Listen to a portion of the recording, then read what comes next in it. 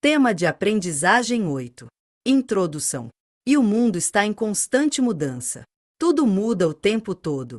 Você também certamente já mudou sua forma de pensar e entender a ciência da administração a essa altura de seus estudos. Reflita sobre isso. Assim, também as organizações necessitam mudar e, principalmente, evoluir. A teoria administrativa deve acompanhar as mudanças. Apresentamos o conceito de processo de adaptação das organizações, suas principais teorias do desenvolvimento e de mudança estratégica e a perspectiva contemporânea. A abordagem de adaptações das organizações impacta o funcionamento das organizações. Falaremos, também, sobre o desenvolvimento organizacional, acompanhando a evolução das teorias organizacionais somada a uma preocupação que visa promover ao gestor ferramentas que permitam avaliar o desempenho não apenas da organização, mas também avaliar o desempenho do próprio administrador. Essa ferramenta é considerada democrática, participativa e voltada para a administração de pessoas. A abordagem recebe influências de vários autores, sendo considerada um desdobramento da teoria comportamental e da teoria sistêmica. Conheceremos as abordagens ecologia populacional, escolha estratégica e determinismo, cujo embasamento está centrado nos modelos de seleção natural da ecologia ou natureza. Já o embasamento da abordagem estratégica está focado nos aspectos estruturais do ambiente. E, por fim, conheceremos também a abordagem biográfica, que é formada por pesquisas de campo em organizações recém-criadas ou jovens, pautada no ambiente interno e externo da organização. Ainda na abordagem contextualista, de Pettigrew, cujo destaque, nessa abordagem, é a percepção do autor em relação às mudanças estratégicas, especialmente em tempos de incerteza, os indivíduos em posição de liderança fazem a diferença. Estudaremos a teoria de novas abordagens da administração, cujo foco central está pautado na era da informação. Destacando, primeiramente, os 14 pontos da qualidade de Deming, que fez contribuições significativas, e na fabricação de produtos inovadores de alta qualidade, ficando conhecido como um dos estudiosos que gerou maior impacto sobre a indústria e a economia japonesa no século XX, seguido dos princípios da qualidade total, com Juran e Crosby. Seguiremos os estudos analisando os processos PDCA e o benchmarking, que é um processo através do qual se observa, aprende e melhora, podendo ser aplicado a qualquer área de atividade organizacional e, por fim, falaremos da nova lógica das organizações, em que a estratégia retoma seu lugar nas organizações contemporâneas. Veremos, ainda, as novas tendências da administração. Sabendo que o mundo está em constante e contínua mudança, devemos analisar como a administração se adapta aos novos cenários. Aos estudos, então. Perspectivas contemporâneas da administração. As contínuas mudanças ocorridas nos mercados e nas organizações geram necessidade dinâmica por parte das organizações, revendo seus conceitos e modelos.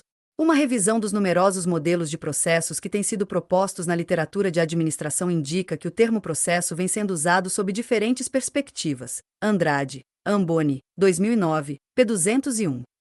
Para entendermos melhor estas mudanças, faz-se necessário conhecer os conceitos de processos. Acompanhe o quadro a seguir. Nele são criadas etapas para esta definição. Definição de processo e suas etapas. Primeira definição de processo. Em termos do modelo input-processo-output, a primeira etapa procura utilizar um processo lógico para explicar a relação causal entre entradas, variáveis independentes, e os resultados, variáveis dependentes.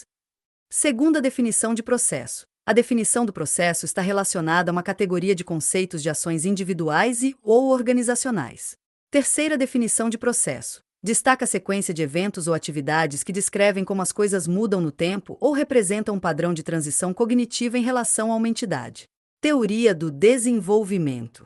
A partir de 1962 surge a abordagem do desenvolvimento organizacional, acompanhando a evolução das teorias organizacionais somada a uma preocupação em relação a fomentar ao gestor ferramentas que permitissem avaliar o desempenho não apenas da organização, mas também avaliar o desempenho do próprio administrador. A teoria do desenvolvimento é considerada democrática, participativa e voltada para a administração de pessoas, sendo que sua abordagem recebe influências de vários autores, é considerada um desdobramento da teoria comportamental em direção à teoria sistêmica. Chiavenato, 2014. Oliveira, 2010, propõe que o nascimento do tem suas origens em 4 atividades realizadas pelas organizações. Definição de processo e suas etapas. Desenvolvimento organizacional, formação e atuação de equipes multidisciplinares, pesquisa de ações direcionadas à eficácia organizacional, desenvolvimento de pesquisa com entrevista e feedback, produtividade e qualidade de vida no trabalho. O surgimento dessa abordagem está vinculado às necessidades constantes e às contínuas mudanças que as organizações passam. O conceito de do está relacionado com os conceitos de mudança adaptativa da organização, a mudança que ocorre no ambiente. Isso levou a um novo conceito de organização e de cultura organizacional, Chiavenato, 2010, p. 345. O desenvolvimento organizacional é um esforço conjunto sempre apoiado pela alta direção, visando melhorar os processos de resolução de problemas organizacionais, sempre utilizando o método mais eficaz e colaborativo em relação à administração geral e em relação à cultura organizacional. Entende-se que a cultura organizacional é o conjunto de hábitos, crenças, valores e tradições, interações e relacionamentos sociais típicos da organização. Chiavenato, 2010, p. 345.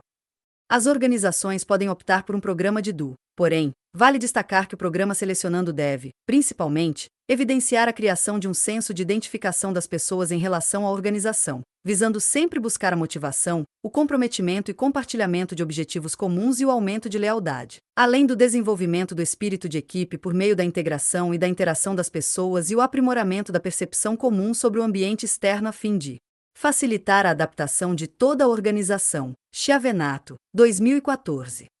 Listamos, no quadro a seguir, as principais contribuições do DO na prática da administração. Verifique com atenção.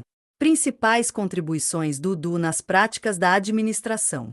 Melhor conhecimento das pessoas que trabalham nas organizações. É algo inquestionável que o desenvolvimento profissional das pessoas provoca necessidades de mudanças.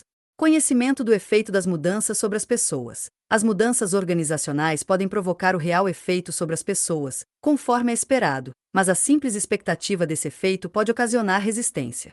Conhecimento das causas das resistências às mudanças. Embora as causas possam ser as mais variadas possível, existem algumas situações que se mostram como mais influentes na geração de resistências às mudanças nas organizações. Podemos destacar ainda que a abordagem do DO é essencialmente pragmática, trabalhando sobre e a partir da realidade organizacional para garantir as mudanças desejadas. A pesquisa de ação tem por função a pesquisa-ação, que é um tipo de pesquisa que não se limita a descrever uma situação-problema na organização em exame. Caravantes, Kloeckner, 2005, p. 188. Bem como o método de pesquisa utilizado é de sua relevância. O método da pesquisa em ação não tem uma forma rígida, um passo a passo a ser seguido. Seu desenvolvimento está diretamente ligado à situação e à organização. Assim, os procedimentos e as etapas podem variar. Em geral, esse tipo de pesquisa abrange fatos mais delimitados, e seu maior objetivo é produzir novas informações, estruturar conhecimentos e delinear ações. Caravantes, Kloeckner, 2005, p. 189. Abordagens: ecologia populacional, escolha estratégica e determinismo. O embasamento nos modelos de seleção natural da ecologia e/ou natureza está focado nos aspectos estruturais do ambiente. O modelo de ecologia populacional busca explicar as mudanças organizacionais a partir da análise da natureza e da distribuição dos recursos no ambiente. Andrade, Amboni, 2009. Sua origem parte da teoria de Darwin sobre a seleção das espécies, a qual crê na ideia de evolução a partir de um ancestral comum, por meio de seleção natural, ou seja, a partir das mudanças ocorridas no ambiente ocorre a seleção de algumas espécies que estão aptas ao novo ambiente, assim como as espécies menos aptas podem até desaparecer. Composta por 3 estágios, a variação, seleção e retenção constituem um modelo geral de mudança organizacional para explicar como as estruturas organizacionais são criadas, sobrevivendo ou falindo, e difundidas por toda a população. Andrade, Amboni, 2009, p. 204. Em resumo, a perspectiva da ecologia populacional está pautada sob a ótica de que a mudança e a variação sofridas no ambiente irão gerar uma seleção natural do indivíduo ou da organização, permanecendo ou sobrevivendo somente aquele que melhor se adaptar a este novo ambiente, ocorrendo desta forma uma seleção natural, em que sobrevivem os indivíduos ou organizações que mais rápido conseguem adaptar-se aos novos cenários. Abordagens biográfica e contextualista. A abordagem biográfica tem sua preocupação central no levantamento e no entendimento mais amplo e profundo dos processos por quais passaram ou passam as organizações. Andrade, Amboni, 2009. Uma organização, como qualquer outro sistema, pode ser explorada como um sistema contínuo, com um passado, um presente e um futuro. Uma teoria perfeita deve levar em consideração a história e o futuro da organização para se ter conhecimento do presente. Andrade, Amboni, 2009, p. 214. Seguem os dois autores que se dedicaram de forma mais aprofundada nas abordagens biográfica e contextualista. A. Abordagem biográfica. Kimberly Miles. Esta abordagem é formada por pesquisas de campo em organizações recém-criadas ou jovens. Andrade, Amboni, 2009. Formada por pesquisas de campo nessas organizações jovens, o estudo da biografia histórica organizacional, pautada no ambiente interno e externo da organização, vem a fornecer aos pesquisadores informações, também chamados insights teóricos, sobre o desenvolvimento da organização. Destaca-se que o pesquisador seleciona um elemento específico da abordagem e o usa na pesquisa biográfica, visando sempre focalizar o contexto da organização, buscando então compreender a situação pela qual a organização está passando naquele momento de sua história. Os autores que se destacaram nessa abordagem são Kimberly Miles, usando a metáfora da biologia, argumentam que o comportamento tanto das organizações quanto dos indivíduos é configurado por uma combinação de fatores dos ambientes externos e interno. Andrade, Amboni, 2009, p. 214 e 215. B. Abordagem contextualista. Pettigrew. O destaque, nesta abordagem, fica para o autor Pettigrew. Ele concluiu que ao estudar as mudanças estratégicas em tempos de incerteza, os indivíduos em posição de liderança fazem a diferença. Em seus estudos, Pettigrew procurou contextualizar as maiores transformações das organizações nas ligações entre o conteúdo da mudança, o contexto e o processo. Sua observação central era pautada no comportamento organizacional. Andrade, Amboni, 2009. Observe na figura a seguir as premissas que o pesquisador considerou. A teoria de novas abordagens da administração. A teoria administrativa tem pouco mais de 100 anos. Ao longo dos anos, ela passou por grandes transformações e agora enfrenta a forte turbulência da era da informação. Chiavenato, 2014, p. 579, sendo que na era da informação o capital financeiro cede o trono para o capital intelectual. Fortemente influenciado pelo impacto provocado pelo desenvolvimento tecnológico e pela tecnologia da informação, TI. Os principais desafios a serem superados pelas empresas na era da informação são explicados no quadro a seguir. Desafios da era da informação. 1. Conhecimento. A nova economia é uma economia do conhecimento, graças a TI. No entanto, o conhecimento é criado por pessoas, apesar da inteligência artificial e de outras tecnologias da informação. O conteúdo de conhecimento integrado em produtos e serviços está crescendo sobremaneira. Edifícios inteligentes, casas inteligentes, cartões inteligentes, smart cards, etc. 2. Digitalização. A nova economia é uma economia digital. A nova mídia é a internet. A informação está em formato digital em bits. A te permite trabalhar um incrível volume de informações comprimidas e transmitidas na velocidade da luz. A infraestrutura está substituindo a estrutura tradicional. 3. Virtualização. Na transformação da informação analógica para digital, as coisas físicas podem tornar-se virtuais, como empresa virtual, escritório virtual, emprego virtual, congresso virtual, realidade virtual, loja virtual, etc. 4. Molecularização. A nova economia é uma economia molecular. A antiga corporação foi desagregada e substituída por moléculas dinâmicas e grupos de indivíduos e entidades que foram a base da atividade econômica. 5. Integração. Redes interligadas. A nova economia é uma economia interliga em rede, integrando moléculas em grupos que são conectados a outros para criar riquezas. As novas estruturas organizacionais em rede são horizontalizadas e conectadas pela internet. Redes de redes, rompendo as fronteiras entre empresas, fornecedores, clientes e concorrentes. 6. Desintermediação. As funções de intermediário entre produtores e consumidores estão sendo eliminadas pelas redes digitais e pelo comércio eletrônico. As informações são online e proprietários e compradores se conectam entre si dispensando os intermediários. 7. Convergência. Na nova economia, o setor econômico predominante deixou de ser a indústria automobilística para ser a nova mídia, para a qual convergem as indústrias de computação, comunicação e conteúdo baseado em computador e telecomunicações digitais. 8. Consumo. Na nova economia, a distinção entre consumidores e produtores é pouco nítida. Na internet, todo consumidor torna-se produtor de mensagens, contribui para discussões, faz test drives em carros ou visualiza o cérebro de um paciente no outro lado do mundo. 9. Imediatismo. Em uma economia baseada em bits, o imediatismo torna-se o elemento propulsor da atividade econômica e do sucesso empresarial. A nova empresa é uma empresa em tempo real. O intercâmbio eletrônico de dados, EDI, Electronic Data Interchange, interliga sistemas de computadores entre fornecedores e clientes, proporcionando concorrência de decisões e ações. 10. Globalização. A nova economia é uma economia global, mundial e planetária. As organizações globais e as empresas internacionais estão na pauta. Negócios e conhecimento não conhecem fronteiras. 11. Discordância. Questões sociais sem precedentes estão emergindo, provocando traumas e conflitos que precisam ser administrados. Os 14 pontos de Deming para a produtividade. Edward Deming é reconhecido pelos estudos e aplicação na melhoria dos processos produtivos nos Estados Unidos durante a Segunda Guerra Mundial, porém o destaque de seu trabalho ocorreu no Japão, onde ele, a partir de 1950, ensinou a altos executivos como melhorar o projeto e a qualidade dos produtos.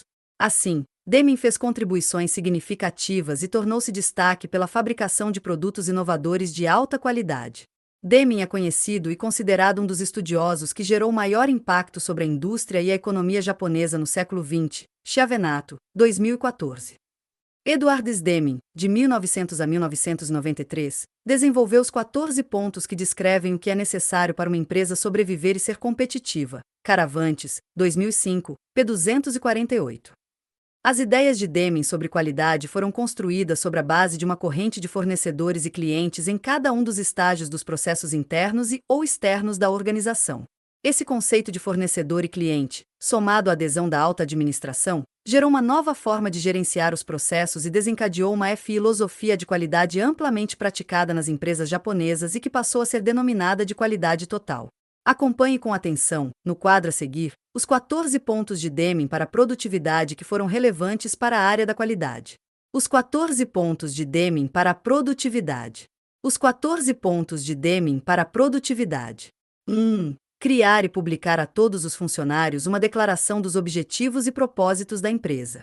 A gerência deverá demonstrar constantemente seu comprometimento para com essa declaração. 2. Aprender a nova filosofia. 3. Entender o propósito da inspeção para o melhoramento do processo e a redução de custo.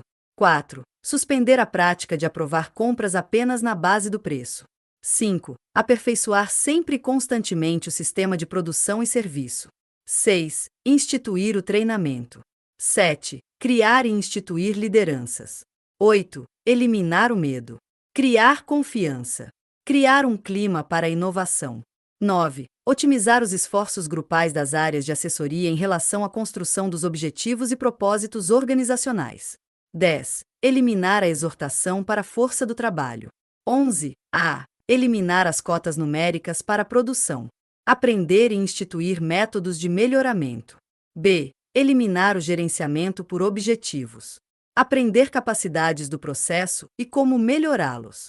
12. Remover as barreiras que roubam às pessoas seu direito de se orgulhar do trabalho realizado. 13. Encorajar a educação e o autodesenvolvimento de todos. 14. Trabalhar para realizar a transformação. Qualidade total. Com a contribuição de Deming, vista anteriormente, surge também Juran. Vamos conhecer as contribuições dele na construção da qualidade total, conforme se pode observar na figura a seguir.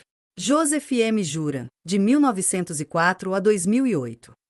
Para Juran, o gerenciamento para a qualidade é feito pelo uso de 3 processos universais de gerenciamento: planejamento da qualidade, controle da qualidade e melhoramento da qualidade. Caravantes, 2005, p. 248.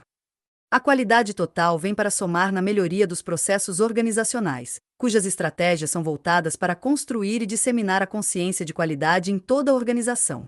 Também conhecida como TQM, origem do inglês Total Quality Management, sua aplicação deu-se, inicialmente, nas fábricas do Japão, sendo logo adotada também por empresas americanas do setor automotivo. Um dos responsáveis por esta ferramenta de gestão tornar-se conhecida foi Joseph M. Juran, gerando uma nova formatação dessa abordagem nos processos. Para Juran, o gerenciamento para a qualidade é feito pelo uso de 3 processos universais de gerenciamento: planejamento da qualidade, controle da qualidade e melhoramento da qualidade. Esses processos são conhecidos como a trilogia de Juran. Caravantes, Kloekner, 2005, p. 218. Além das contribuições de Juran e Deming para a abordagem da qualidade total, é de suma relevância falar sobre Philip Crosby. Philip Crosby e suas contribuições. Philip Crosby, de 1926 a 2001, oferece um programa com 14 pontos para o melhoramento da qualidade. O programa enfatiza prevenção em vez da detecção e enfatiza mudança da cultura organizacional em vez de ferramentas estatísticas e analíticas. Caravantes, 2005, p. 249. Crosby deixa sua marca em relação à qualidade total através da prática e da disseminação dos conceitos de zero defeitos e de fazer desde a primeira vez, em que defendeu que a qualidade significa conformidade com as especificações e essencialmente devem estar em harmonia com as necessidades dos clientes, sejam eles internos ou externos, buscando defeito zero e não apenas produzir de forma adequada. Crosby visa engajar e encorajar as pessoas a melhorarem continuamente, considerando que a prevenção seja a principal geradora da qualidade efetivamente. Caravantes, Kloeckner, 2005. Isso fica evidenciado nos 4 absolutos da qualidade, destacados a seguir. Crosby também apresenta 4 absolutos da qualidade. 1. Definição: conformidade com os requisitos. 2. Sistema: conformidade com os requisitos. 3. Padrão de desempenho: zero defeito. 4. Medida: preço da não conformidade. Caravantes, Kloeckner, 2005, p. 249.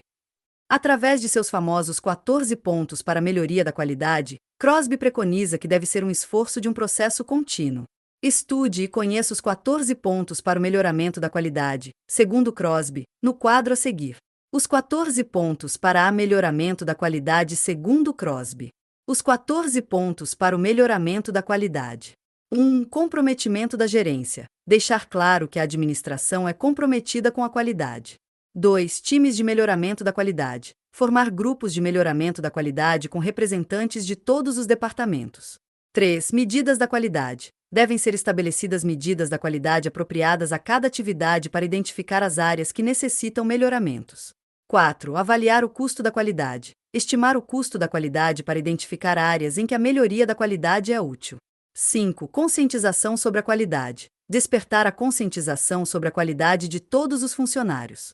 Eles devem entender a importância da conformidade com os requisitos do produto e o custo da não conformidade. 6. Ação corretiva. Oportunidades para correção são geradas pelos passos 3 e 4, bem como pela discussão entre os funcionários. Essas ideias devem ser levadas à supervisão e resolvidas lá. 7. Planejamento do programa de zero defeito. Um comitê ad hoc de zero defeito deve ser formado pelos membros da equipe de melhoramentos. Esse comitê deve começar planejando o programa de zero defeito de acordo com a empresa e sua cultura. 8. Treinar supervisores. Todos os níveis de gerência devem ser treinados para implementar uma parte do programa de melhoramento da qualidade. 9. Dia de zero defeito. Instituir um dia para que todos os funcionários percebam que houve mudança. 10. Estabelecer metas de melhoria. Para transformar um comprometimento em ação, as pessoas devem estabelecer metas de melhoria para si e para seus grupos. 11. Remoção das causas dos erros. Estimular os funcionários a comunicar à gerência os obstáculos que encontram para atingir sua meta de zero defeito. 12. Reconhecer e valorizar aquele que atinge sua meta de qualidade.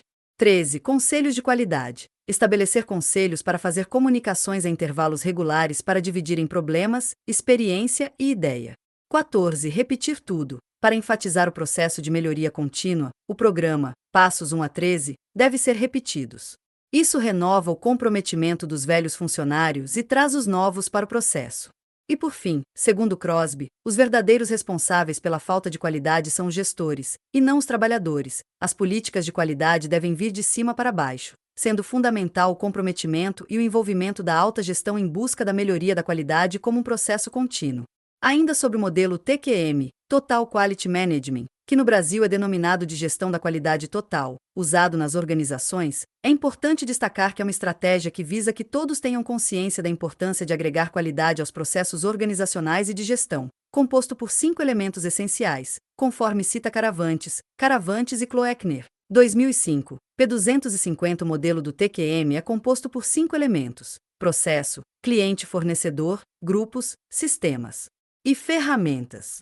O centro é constituído pelas interfaces cliente-fornecedor, externo e interno. Acompanhe, no quadro a seguir, o modelo de gerenciamento de qualidade total, que apresenta a abordagem dos 3 nomes da qualidade. As visões da qualidade de 3 autores americanos. Definição da qualidade. Juran, adequação de uso. Deming, um grau de uniformidade e confiança a baixo custo e adequado ao mercado. Crosby, conformidade com os requisitos. Grau de responsabilidade de gerência sênior. Juran, menos de 20% dos problemas da qualidade são devidos aos trabalhadores. Deming, responsável por 94% dos problemas da qualidade. Crosby, responsável pela qualidade. Padrão de desempenho, motivação. Juran evitar campanhas para fazer o trabalho perfeito. Deming, a qualidade tem muitas escalas. Usar estatística para medir o desempenho em todas as áreas. Crítico do zero defeito. Crosby, zero defeito. Abordagem geral. Juran, abordagem de gerenciamento geral da qualidade, especialmente dos elementos humanos. Deming, reduzir a variabilidade por meio de contínuos melhoramentos em massa. Crosby, prevenção, não inspeção. Estrutura. Juran, 10 passos para o melhoramento. Deming, 14 pontos para o gerenciamento. Crosby, 14 passos para o melhoramento da qualidade. Base de melhoramento. Juran, abordagem de grupo projeto a projeto. Estabelecer metas. Deming, contínuo, para reduzir a variação. Eliminar metas sem métodos. Crosby, um processo, não um programa. Metas de melhoramento. Compras e mercadorias recebidas. Juran, os problemas são complexos. Realizar análises formais. Deming, a inspeção é demasiada tardia. Permite que os defeitos entrem no sistema. A evidência estatística e os gráficos de controle são necessários. Formular os requisitos. Crosby, o fornecedor é uma extensão do negócio. A maior parte das falhas é devida aos próprios compradores.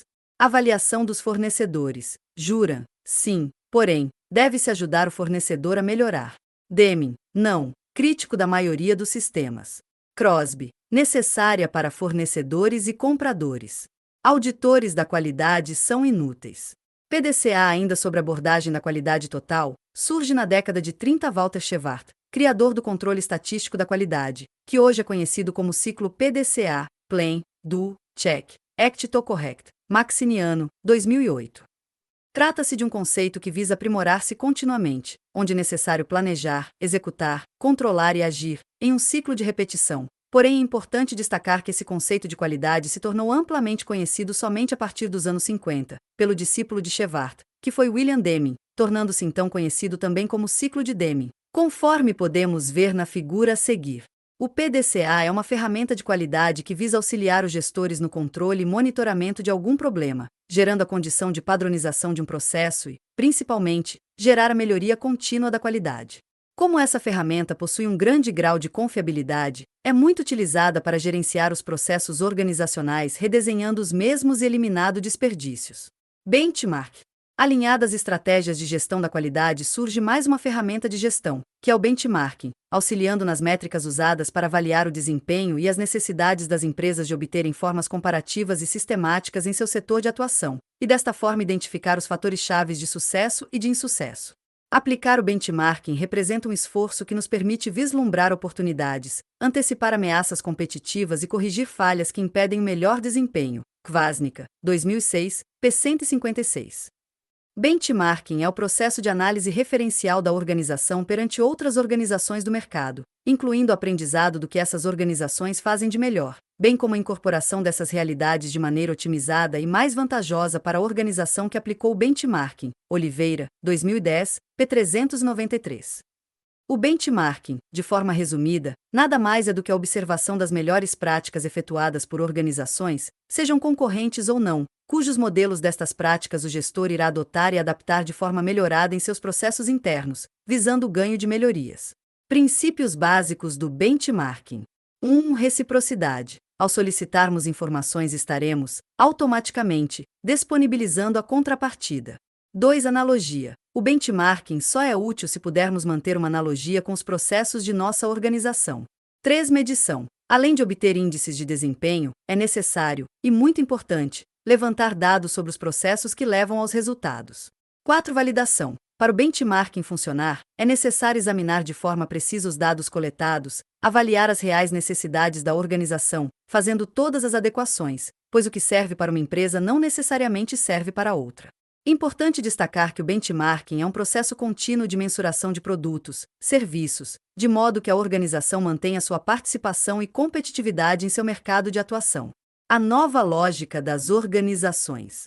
Chegamos a uma nova etapa, uma nova lógica. Trata-se da estratégia, que é um conceito que já vinha sendo muito usado no meio militar, especificamente na Grécia há mais de 2000 anos, onde os estrategos eram os generais, os comandantes gerais dos exércitos. Inclusive o termo estratégia tem sua origem na guerra, derivada da palavra grega strategeus, que traduzida entende-se como a arte do general. Maximiano, 2008. Ressurgindo fortemente no final dos anos 60, em função das empresas de grande porte, que se encontravam em um ambiente de alta competitividade e turbulência, onde estratégia organizacional volta a ser aplicada nos processos de gestão, havendo a contribuição de dois nomes em relação à sua aplicação e evolução na época. São eles, H. Goransov, que desenvolveu a teoria da estratégia empresarial, inclusive com produção de um livro que ainda é considerado um clássico do assunto, Estratégia Empresarial, e outro que merece destaque por seu trabalho em planejamento organizacional, Russell Ackoff, com o livro Planejamento Empresarial, Kvasnica, 2006, p. 158. O planejamento estratégico envolve decisões de longo prazo, cujos objetivos devem ser traçados pelos gestores, analisando o ambiente no qual está inserida a organização. Ainda na década de 80, em função das fusões das organizações, uma prática comum adotada pelas organizações daquela época, o planejamento estratégico perde seu brilho. Kvasnica, 2006. Surgiu, assim, uma outra grande e importante contribuição na evolução do planejamento estratégico. Essa nova contribuição partiu de Michael Porter, que publicou na década de 80 os livros Estratégia Competitiva e Vantagem Competitiva, apresentando 5 diamantes ou forças de Porter. Em ambas obras ele questiona os modelos e matrizes utilizadas até então nas organizações para efetuar o planejamento estratégico, assim como irá consolidar este pensamento o autor Henry Mintzberg. Henry Mintzberg escreveu um tratado em 1994, que se chamou O Auge e a Queda do Planejamento Estratégico, Kvasnica, 2006, p. 160. Ética e responsabilidade social. Temas que são amplamente discutidos nas organizações contemporâneas, inclusive nos aspectos estratégicos, são a ética e a responsabilidade social, adotadas pelas mesmas em seus processos de gestão, e a conduta de seus membros. O comportamento ético acontece quando a organização incentiva seus membros a se comportarem eticamente de maneira que os membros aceitem e sigam tais valores e princípios. Chiavenato, 2011, p. 573. A sociedade como um todo entende e espera uma conduta ética e socialmente responsável por parte das organizações. Mas afinal, o que é ser uma organização com responsabilidade social? Conforme afirma Oliveira, 2010, p. 381, ética é o conjunto estruturado e sustentado de valores considerados como ideias e que orientam o comportamento das pessoas, dos grupos, das organizações e da sociedade como um todo, assim como sua definição para a responsabilidade social. Responsabilidade social é a abordagem das organizações como instituições sociais, dentro de um contexto interativo de dependência e de auxílio à sociedade onde elas atuam. Oliveira, 2010, p. 380. A figura a seguir demonstra como acontece a interação entre a ética, a responsabilidade social e a estratégia que a organização deve adotar em busca do equilíbrio entre as condições de gestão necessárias a serem adotadas nas organizações de todo o mundo para que se tornem empresas éticas e socialmente responsáveis e assim reconhecidas e percebidas pelos seus mercados. Novas tendências da administração. O mundo está em constante e contínua mudança, e assim a teoria da administração também está em processo de mudança. Mas, mudando para onde? Que caminho seguir, afinal? Como renovar-se e adaptar-se às mudanças? Mudanças que, além de tudo, ocorrem de forma muito acelerada. Um dos grandes exemplos disso é o fenômeno da web. Acompanhe e conheça os 3 períodos pelos quais a teoria administrativa passou. Os 3 períodos de mudança na trajetória da teoria administrativa. Um período cartesiano e newtoniano da administração. Criação das bases teóricas da administração iniciada por Taylor e Fayol, envolvendo, principalmente, a administração científica, a teoria clássica e a neoclássica. A influência predominante foi a física tradicional de Isaac Newton e a metodologia científica de René Descartes. Foi um período que se iniciou no começo do século XX, até a década de 1990, aproximadamente, e no qual o pensamento linear e lógico predominou na teoria administrativa. Foi um período de calmaria e de relativa permanência no mundo das organizações. 2. Período sistêmico da administração. A influência da teoria de sistemas substituiu o reducionismo, o pensamento analítico e o mecanicismo pelo expansionismo, pensamento sintético e teleologia, respectivamente, a partir da década de 1990. A abordagem sistêmica trouxe uma nova concepção da administração e a busca do equilíbrio na dinâmica organizacional em sua interação com o ambiente externo. Teve sua maior influência no movimento do desenvolvimento organizacional, e na teoria da contingência. Foi um período de mudanças e de busca da adaptabilidade do mundo nas organizações. 3. Período atual da administração. Está acontecendo graças à profunda influência das teorias do caos e da complexidade na teoria administrativa. A mudança chegou para valer no mundo organizacional. Em meio a este acelerado e constante ritmo de mudanças ao qual a teoria administrativa está submetida, certamente muitos fatores podem e vão influenciar, dentre eles um tem destaque. É a influência do fator do conhecimento que, conforme podemos analisar na figura a seguir, terá um papel relevante na forma de como acontece esta mudança em nosso dia a dia nas organizações contemporâneas. Verifique e analise estes aspectos e seus papéis em relação ao crescimento sustentável do conhecimento. As possíveis tendências das contribuições da evolução das teorias são as maiores contribuições, conforme demonstrado na figura acima, são o modelo de administração, o desenvolvimento das pessoas, a produtividade, a tecnologia, a sustentabilidade e as estratégias. Um dos autores que se destaca no que diz respeito a estas mudanças é Schumpeter. Ele denominou de a quinta onda. Observo que traz Chiavenato, 2014, p. 574, a esse respeito. Como dizia Joseph Schumpeter, a economia saudável é aquela que rompe o equilíbrio por meio da inovação tecnológica. Em vez de tentar otimizar o que já existe, a atitude produtiva é a de inovar por meio daquilo que chamou de destruição criativa. Destruir o velho para criar o novo. Na visão de Schumpeter, os ciclos em que o mundo viveu no passado foram todos eles determinados por atividades econômicas diferentes.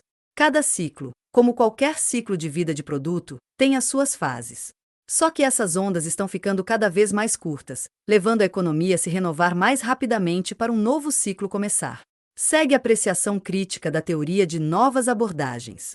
Vimos ao longo dos estudos que as teorias administrativas apresentam diferentes abordagens para a administração das organizações.